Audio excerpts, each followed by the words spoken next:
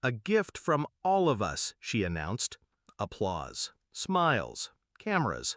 I looked closer. It was the apartment I paid off in full. My name? Gone. My brother's name in its place. My dad leaned in, voice low but steady. You have 30 days to vacate. I smiled. 1 day is enough. They didn't know I'd been waiting for something like this. That apartment was more than 4 walls. It was the first thing in my name. Years of double shifts, skipped vacations, and walking instead of driving. I'd paid cash for every stick of furniture, every fixture, every appliance inside it. And yet, the deed had been reassigned. I didn't need to ask how. My family had a long history of calling my contributions gifts when they wanted to take them. They thought I'd protest, plead. Instead, I walked out of the party before dessert. By sunrise, the removal crew was outside my door. Not the kind that asks questions, the kind that works fast and keeps receipts. Cabinets? Gone. Fixtures? Gone. Light bulbs unscrewed and packed. Flooring ripped from the underlayment. I took the washer and dryer I bought, the fridge, the oven, even the curtain rods. By noon, the apartment was an echo chamber of bare drywall and exposed wiring. At 6:41 p.m., my brother texted, "Is this a joke?" I replied, "Not yet, but tomorrow's delivery might be." The truth is, I could have stopped there, but I didn't like leaving things half done. They wanted a gift, I'd give them one. I made a few calls, arranged a special delivery to the now empty apartment. At 9:03 the next morning, a flatbed truck pulled up to their curb. 2 movers carried in the first item, a massive, shrink-wrapped pallet. Then another, then a third. By the time they slit the plastic, the smell hit.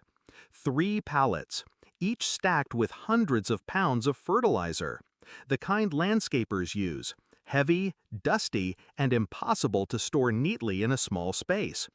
I'd ordered it COD, cash on delivery, in my brother's name. The invoice was non-refundable.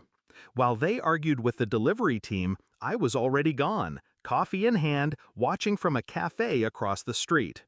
You might think this was pure spite. It wasn't. It was instruction. They wanted to teach me that what's mine is theirs. I taught them that what's theirs can rot from the inside out. And the best part? None of it was illegal. The apartment was theirs now. The fixtures, flooring, and appliances were mine. I had receipts for every piece. The fertilizer? Just a confirmed order sent to the owner's address. That afternoon, my father called. "This is childish," he said. "No," I replied. "This is closure. You've embarrassed the family." "No," I said again. "You did that when you stole from me." Silence. Then the line went dead. But the fallout didn't end there. With the apartment gutted, my brother had to push back his move-in date. Contractors wouldn't touch it without full payment up front. The gift became a burden.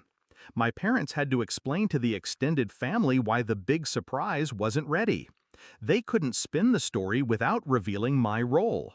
And revealing my role meant admitting what they'd done. 2 weeks later, my aunt called. She opened with small talk, then circled around to the point. "Couldn't you have handled it quietly?" she asked. "I did," I said. "You just heard the loud part." I never went back to that apartment, never saw it finished. But I heard things. How the smell of fertilizer lingered for weeks. How my brother had to replace everything from the wiring to the subfloor before he could move in. Every update was another reminder I'd left my mark without ever setting foot there again. Some people think revenge is about rage. They're wrong.